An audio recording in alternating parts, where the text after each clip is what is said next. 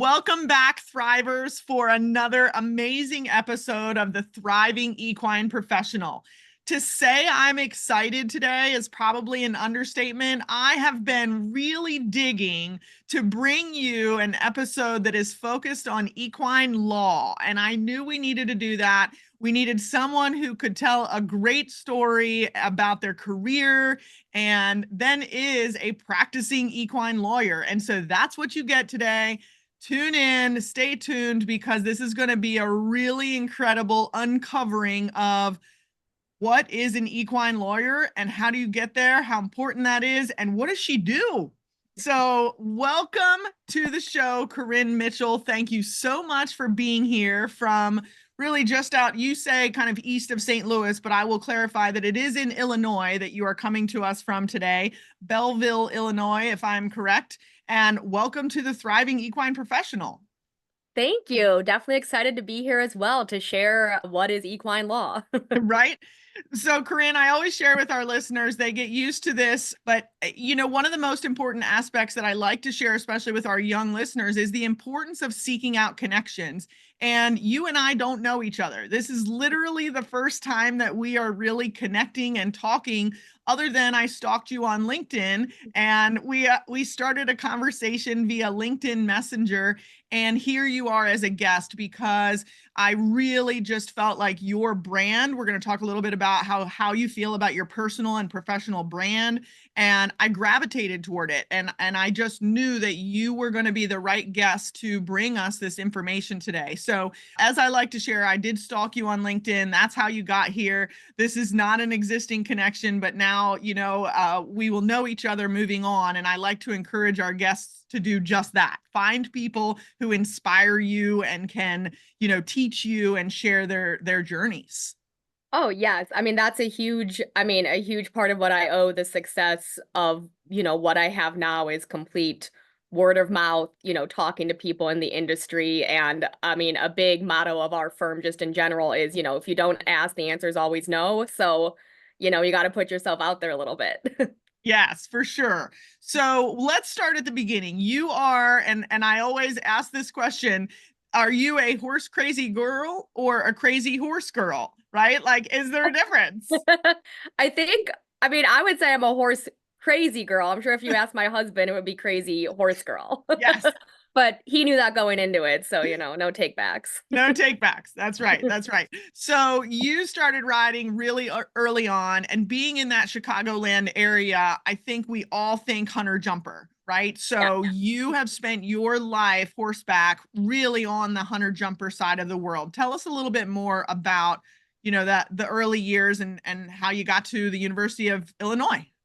Yeah, for sure. So my grandparents had horses. So my literal birth present was a horse from them, much to the chagrin of my dad, who wishes they could have picked a cheaper sport. But so we had a quarter horse early on, started taking professional hunter jumper lessons for those who know the Chicagoland area in Schaumburg at Crosswinds Farm when I was 6.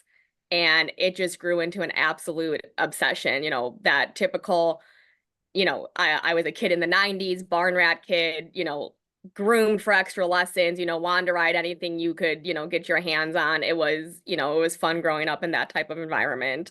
We were certainly we were not, a poor to do family, but we were not super well off. So, I always tell, now that I've created this for myself and, have the money to do a little bit more in the industry, but I always tell people I was a NIJA kid, which is kind of the local circuit. We didn't have the money for high-end horses when I was a kid, but always asked for a horse for Christmas my entire life, and finally got my first one actually when I was in college at 20.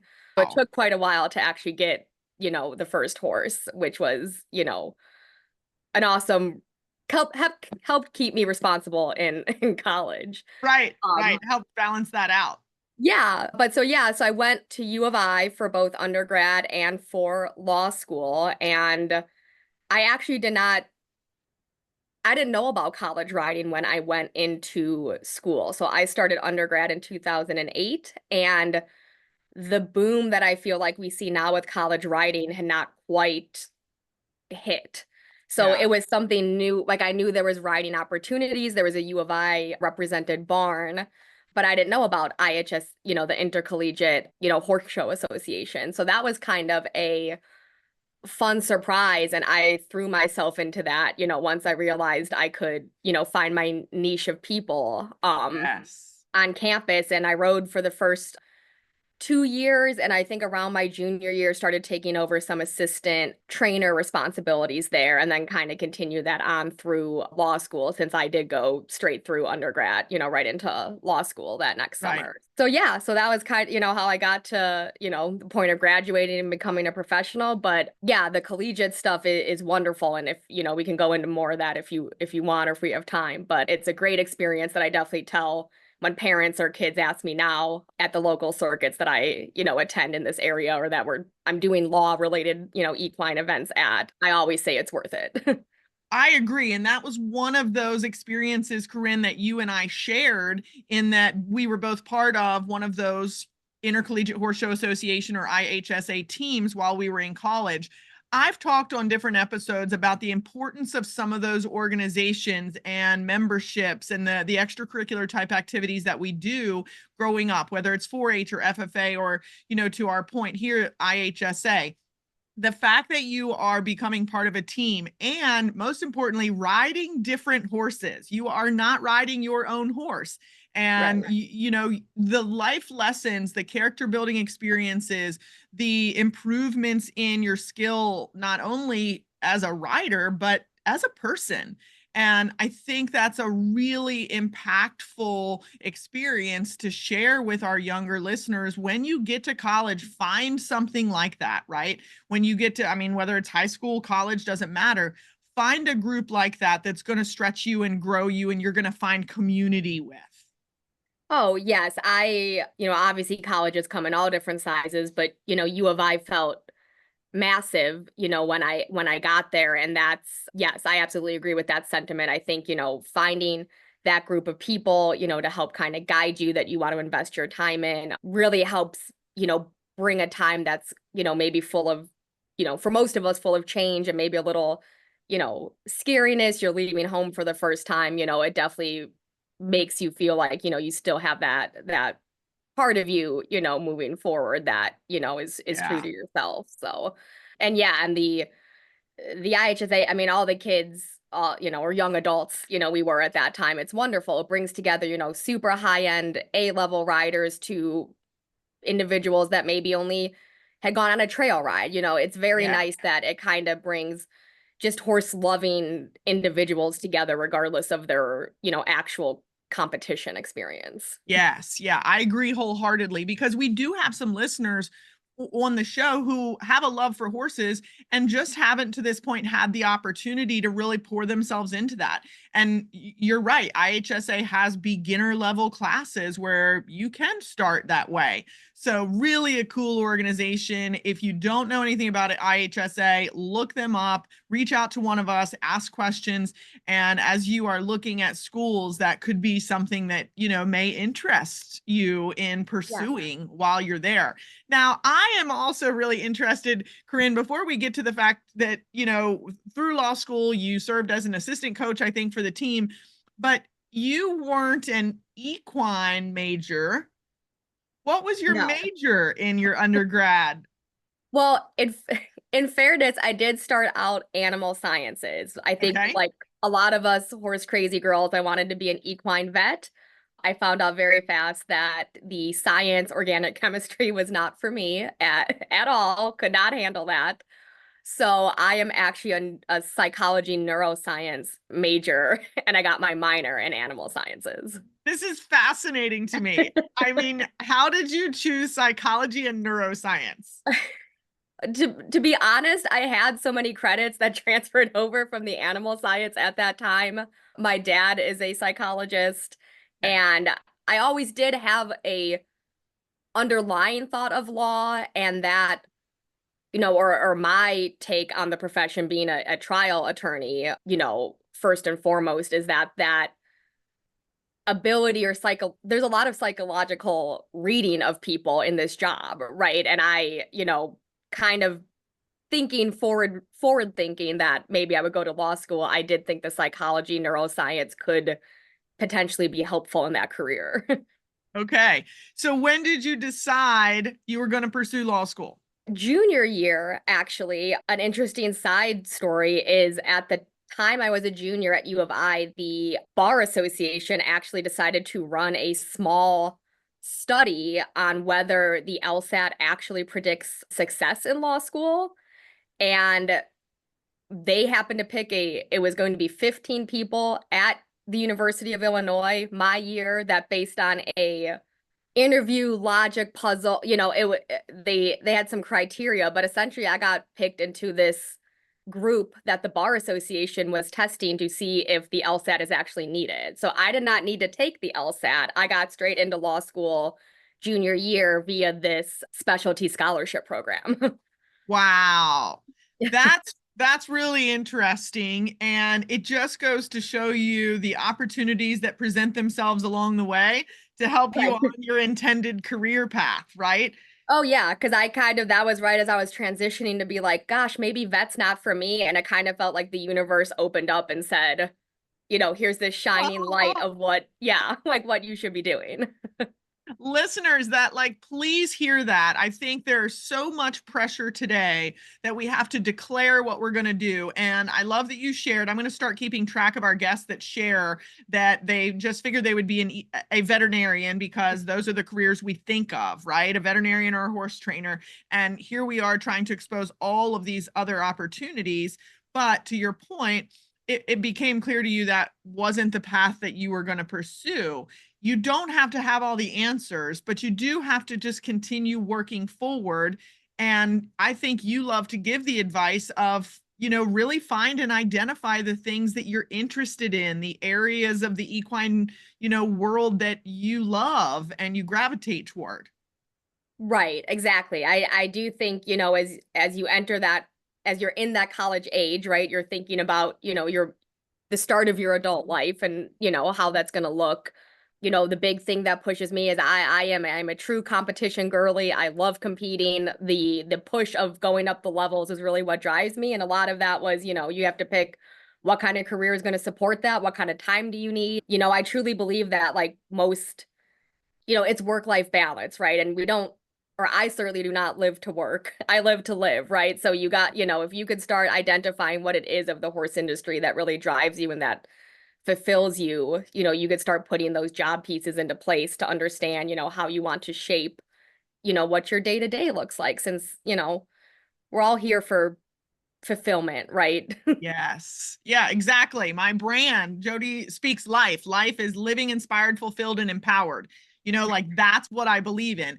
And so here you are really showcasing that in your first decade of, your professional life, right? So you haven't been out of law school quite 10 years. So at what point then did you say, okay, I'm curious, Corinne, that was it pursuing law in order to keep your horse hobby? Was that the original thought process on pursuing a career in law? The original thought was that since I still wanted absolutely a career in animals. So the pivot there, after getting that guiding light of having the door opened, to law school for me was, yeah, I wanted to do some type of animal law. I originally, honestly, my focus was not thinking about marrying the horses into it. It was actually breed specific legislation with pit bull terriers and other type of dogs. I had an animal science companion animal class my sophomore year that really just took me down this complete path of really feeling for these types of dogs that get discriminated against. And that's kind of where I thought, I would start with that, with the legal career. And, obviously, as most, private practice does make, a good amount of money. So, the double-sided is I thought I could marry animals in some way, not necessarily horses, but animals in general. And yes, there was obviously the understanding that this type of career should sustain horse showing. Okay. Now you mentioned that. So talk about your internships. I think you had a couple internships or externships that I think also are really applicable because I love for our listeners to hear how important they are. So can you tell us a little bit about, what you did moving through school? What are some of the experiences and how important do you feel that is to ultimately who you become as a professional? Oh yeah, jobs that I had throughout school leading up to Yes. graduation. Yeah, so I actually my first year I did a internship at the state's attorney's office, which is prosecution for those, non-specific lawyer speak. And that was kind of filtered in on my animal law, animal justice focus that first year of trying to figure out, how can I make this legal career fit my interests. And I also got involved in some board memberships on local equine boards at the time who needed legal help, nothing major, but things about, how do you set up your 501(c)(3), maybe minor disputes with show management and these, local boards. One of them is the local affiliate I got involved with for the United States Hunter Jumper Association, USHJA. They have state affiliates a lot throughout the states. And so, one of them I helped, do correspondence and communications between those two organizations.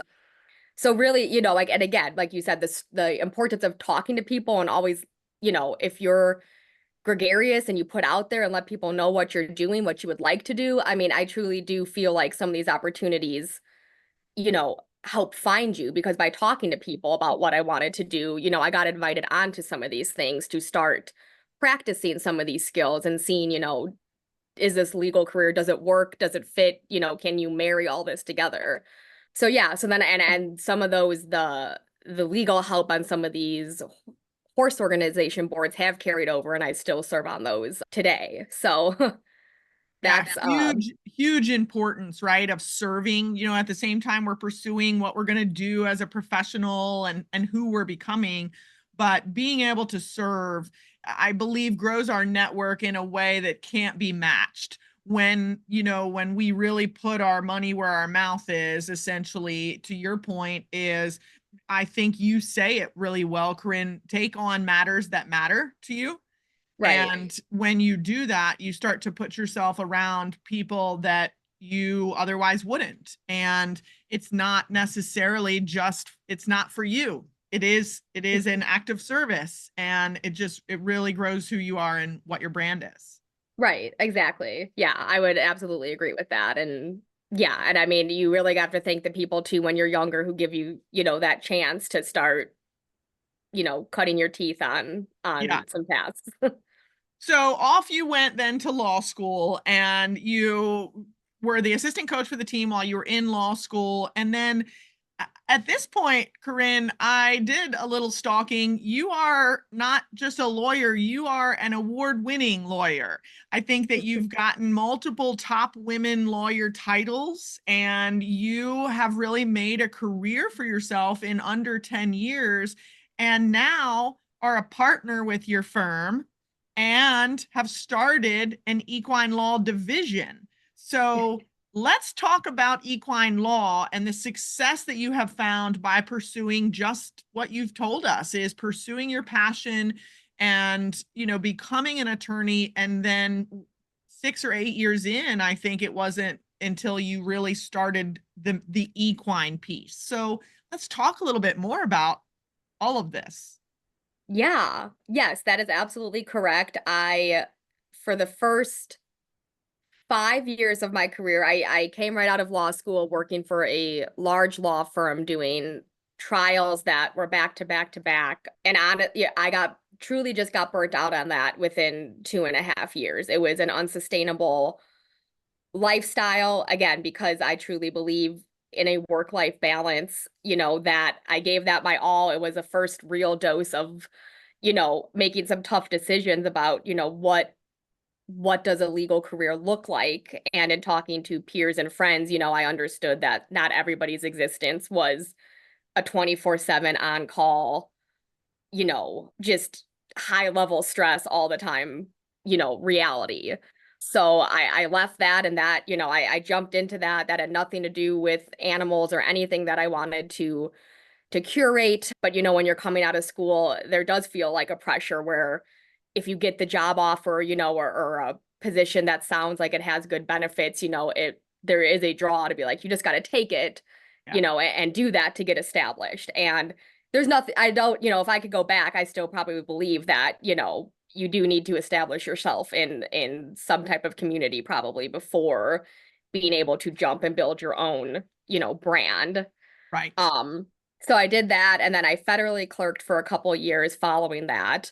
And it wasn't until I got to my current firm, which is Clayborne and Wagner. I started here 5.5 years ago, about then. And I really do credit. So we are a smaller boutique law firm. We have around 15 people here. It is a very different feel from large law. And, and for the listeners out there thinking about a legal career, I mean, I can't stress that enough of the diversity of firms or what you can do with a legal degree and the type of law that you can do and what all those lifestyles look like. There really is, I think, a section there for all levels from, the highest stress, big law, down to, more, or in-house. But yeah, so at this smaller firm now, I credit them. I mean, they really encouraged after I had a couple years in. I had been talking to them my first couple years here, saying how I had all these interests in animal law, and they knew I did the horses. I mean, you could see behind me, my office is Yeah. all, I got saddles, halters, it's all horses. Ribbons, championship Ribbons, plates. Yeah. yes. The owner started to encourage, saying, this, what you're talking about can be a reality. I mean, you say you're at these horse shows talking to horse industry people.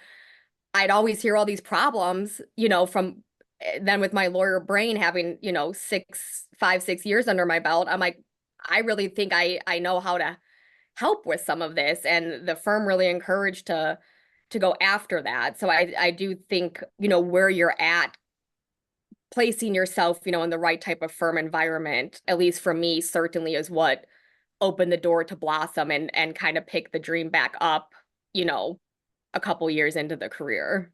Right. Yeah, I just find that really inspiring to others in order to, sometimes you do what you have to do until you can do what you want to do. And that's an old Right. saying that maybe we need to repeat from time to time.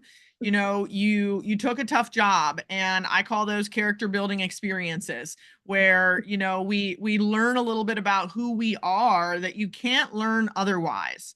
This is a constant evolution, and sometimes we think, there's this one goal at the end of this tunnel, and it's never that way. It's the goals along the way, and you grow. I'm always quick to say I've had at least 4 dream jobs, right? So as we move through our career, just recognizing that, if we are pursuing who we want to become, then we are placed in and around the people and experiences that are going to continue to make us who we Right. are going to become. So the culture that you talk about of where you are, that wasn't an overnight.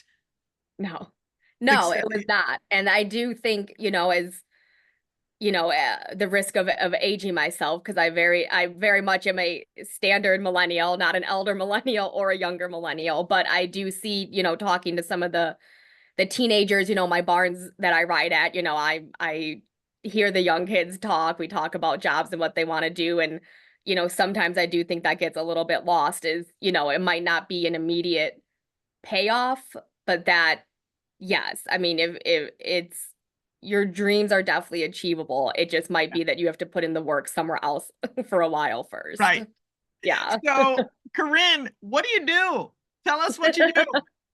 Yes. Okay. So, like I said, my bread and butter is I am a defense insurance attorney. Truly is my what I came to this boutique law firm for. But with the equine law, which is, like I said, my number one question I get all the time, other attorneys will be calling me on cases that are not horse cases, being like, I see in your signature line, it says equine services, what is that? And so what I like to tell people is horse law is just general civil practice. It is all standard areas of law. It is contracts. It is litigation. It's arbitration. It's, insurance disputes, sale contract disputes. It's all things that you see in real estate, that you see in, just regular commercial, industries. It's all standard law, except with the specialty knowledge of horses, which really, sometimes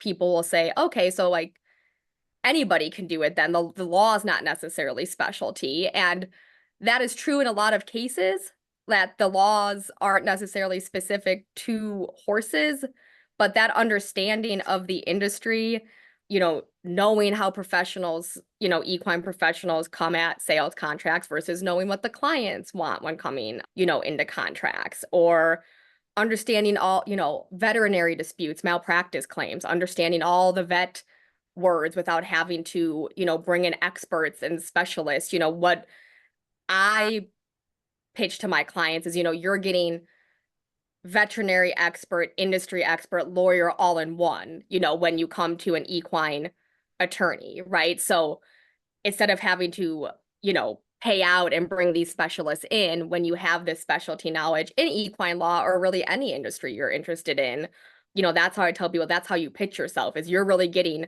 all these experts, into one. And that's why our services, that's why you want to be with us. Right.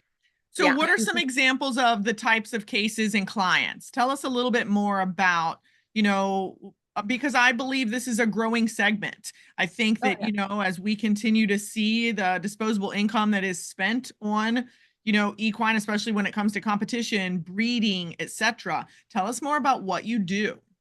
Yeah. So I will say a lot, like, I'll start with recently, these last 3 weeks. I think about every other day I have gotten a consult request from my equine website for insurance denial matters, where somebody, has lost their horse and the insurance company has denied, paying out mortality. So that is a probably consistent area where we see disputes.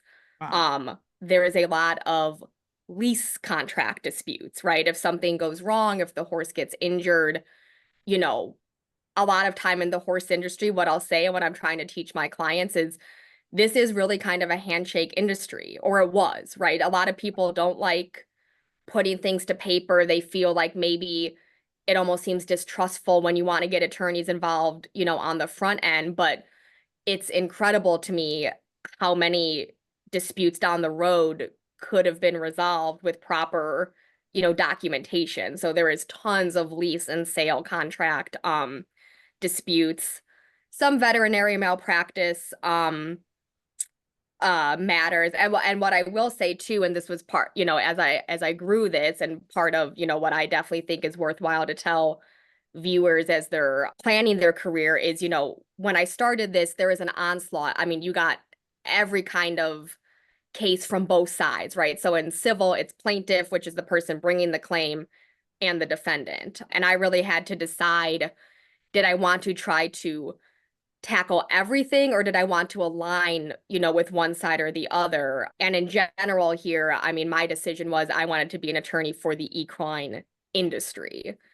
So I do try to curate my cases more to trainers, to the veterinarians, to show management, and cases that are people wanting to sue those types of entities, I more stay away from. And that was, a personal choice of how I wanted to grow and shape the business. But I would say, I mean, I probably do 50 to 60% equine law right now, which is wonderful because I also get to marry it then when I am horse showing or out doing things with my horses. I meet clients at horse shows. I can advertise at horse shows. I mean, we could talk a little bit later maybe about, the marketing, but it's wonderful now that I can, the law is hard. It's billable hours on this defense side. So, being sure that you can work while you're doing equestrian related activities is a necessity.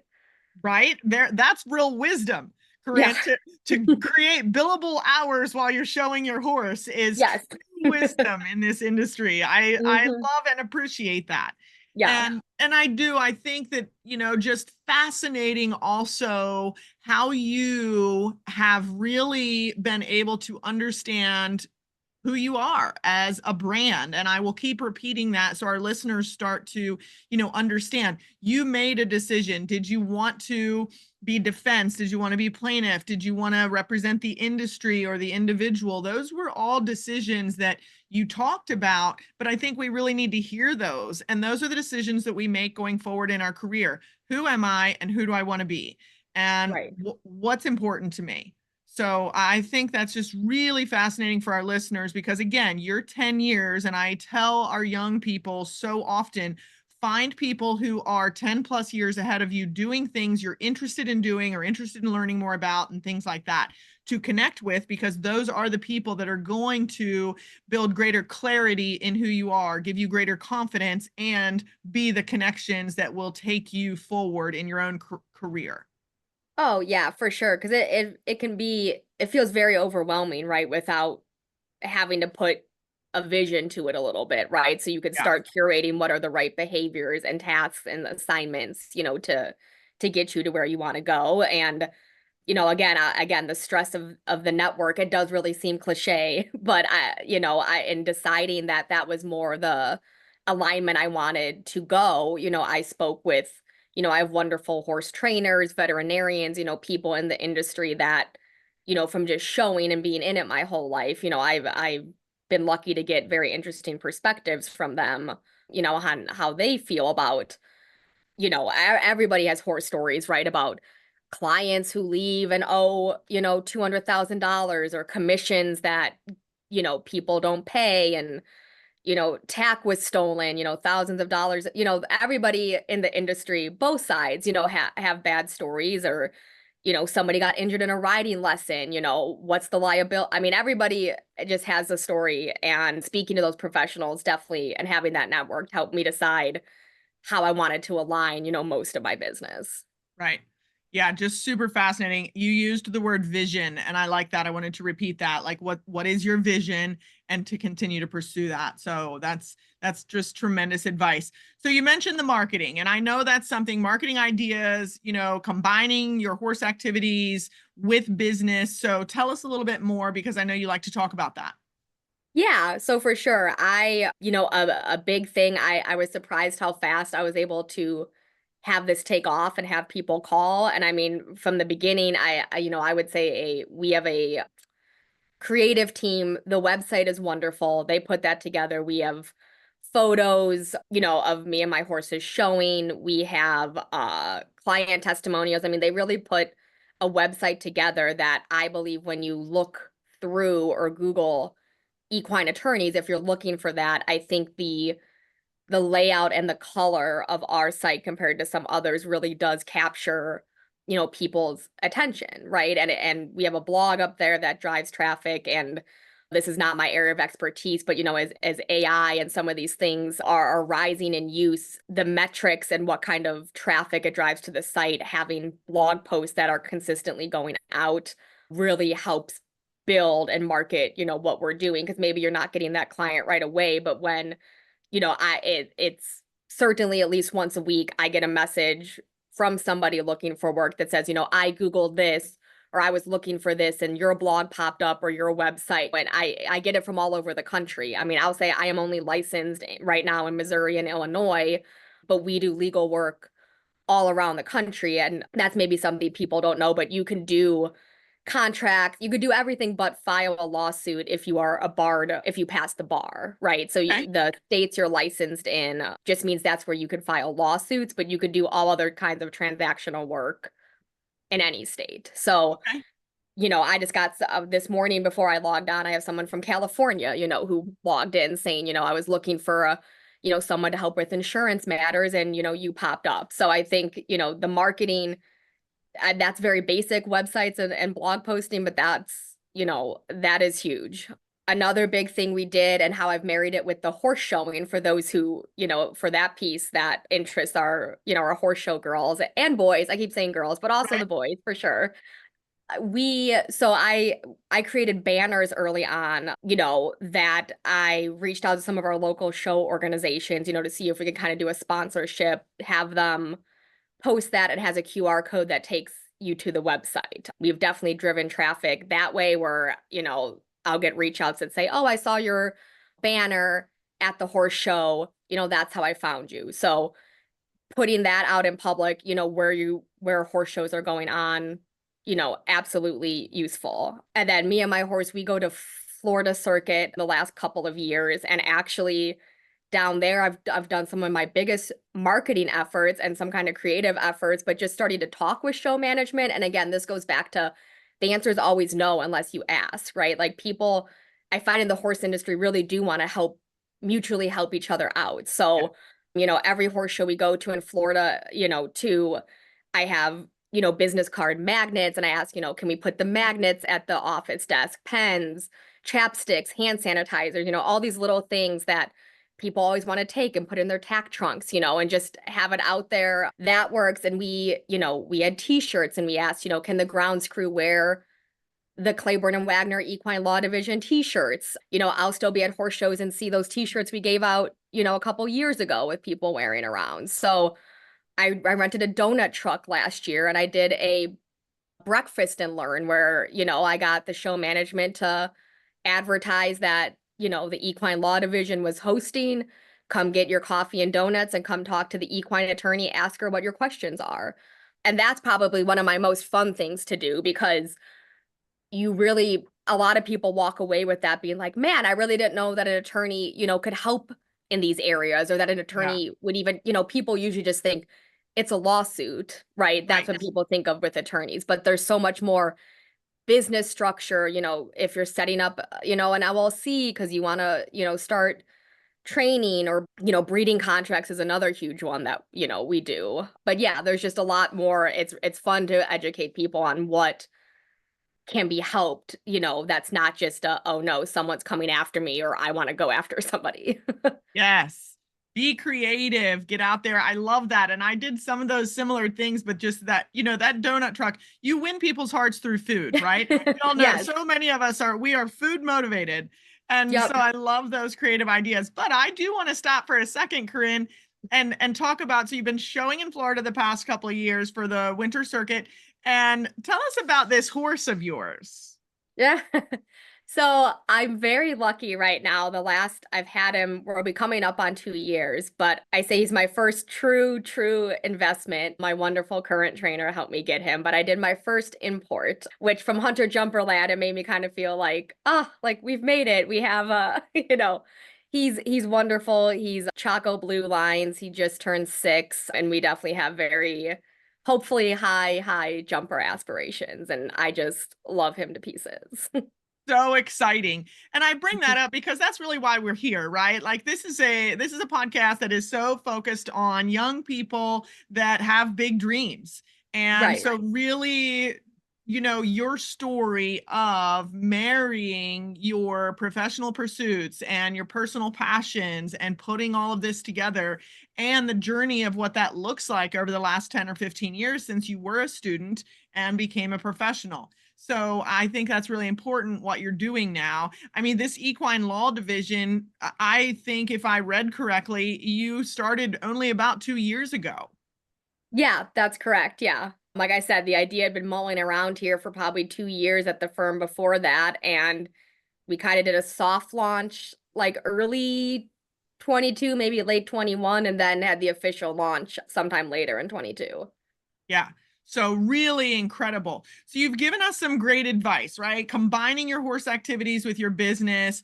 What about building career ideas? You mentioned that along the way, but I think every step is an example in your journey. But tell us a little bit more about why you like to share the advice about building career ideas.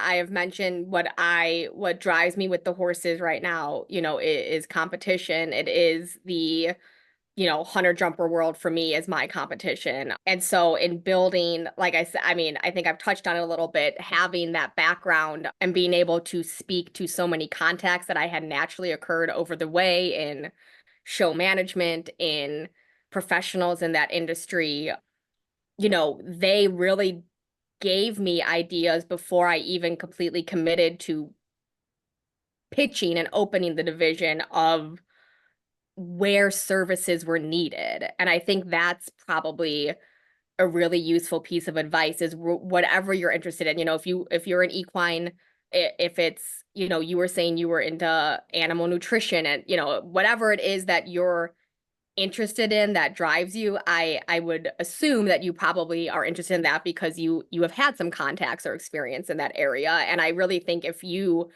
again, you have to put yourself out there. You have to be a little gregarious and kind of, start some conversations that maybe would not otherwise occur naturally. But the people that are in it now will really tell you what is needed and what they would love to see.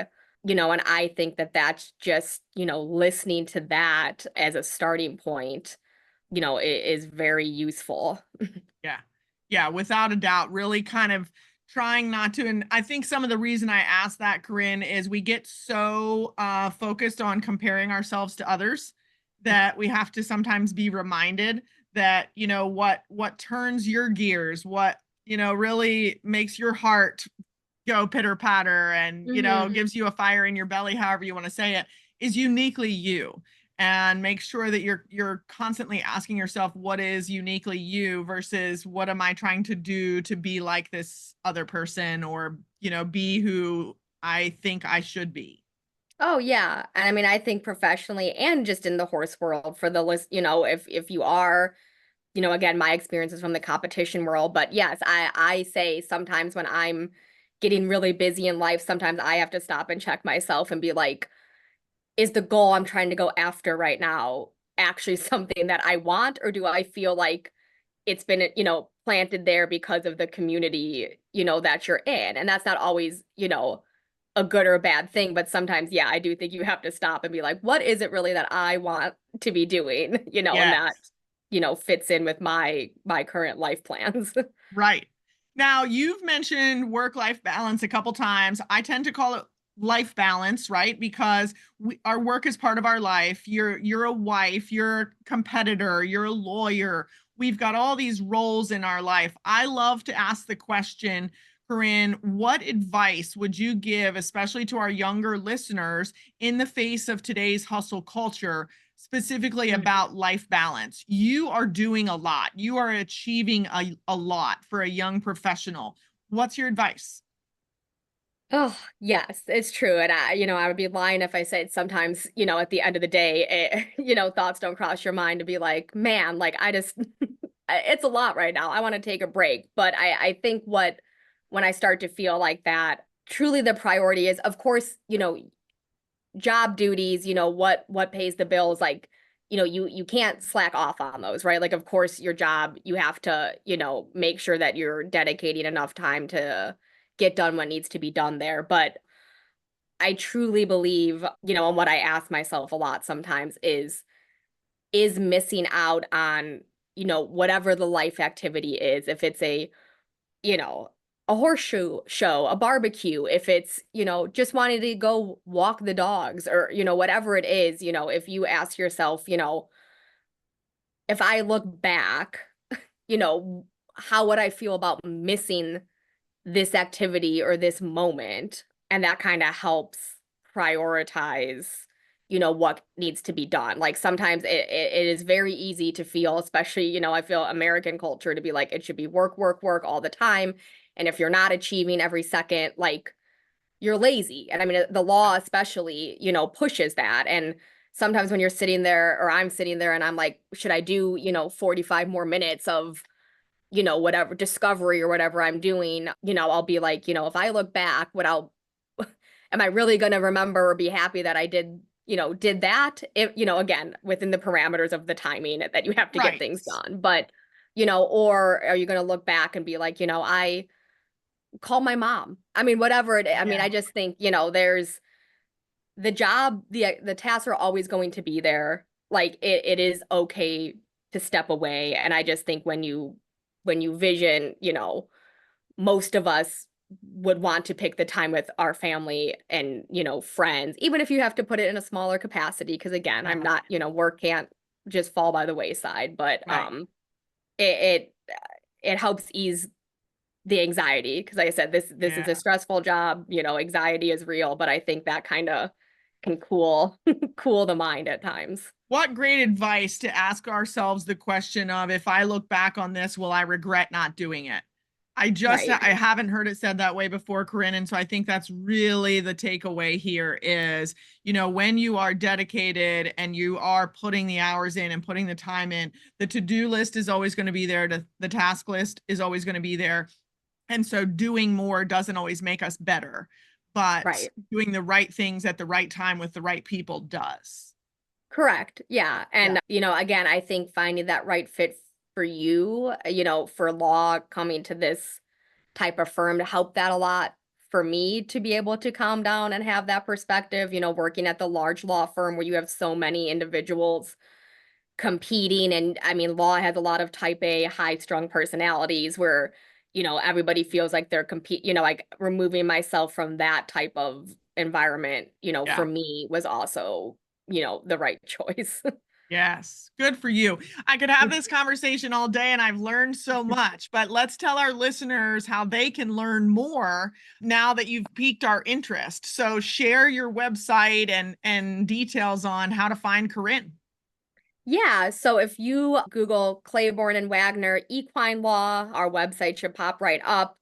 I have a website explaining what we do, and we also have an equine news page that pops off of that where you can find all my blog postings where I try to capture, various industry topics, that we work on here in the equine law division. There's also a Facebook page for Clayborne and Wagner, which should be for the firm totally, but most of it is taken over by my horses.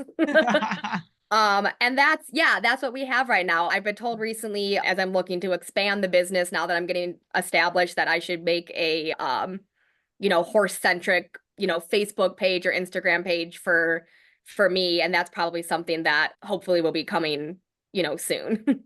Good. Well, and I will make sure, of course, that we link to everything in the show notes for this episode and get it shared out so everyone can find Clayborne and Wagner and find Corinne Mitchell. And obviously, I connected with you on LinkedIn, so our listeners can find you there as well. I think that's an important place, especially for young people who are looking toward equine careers, professional careers. So, Corinne Mitchell, I cannot thank you enough for joining the Thriving Equine Professional podcast today. You are truly a thriving equine professional, an award-winning young lawyer, a top-level competitor, and I will look forward to getting to meet you live and in person one of these days. But I appreciate you joining us and sharing your story today. Thank you. Yes, of course. Thank you so much. I'm really glad to have the opportunity. Like I said, I wish I had more people when I was younger trying to figure this out, sharing what can be done and how you can make it happen. So I definitely appreciate the time and happy to chat. Awesome. Thrivers, we will see you back here same time next week. Cheers.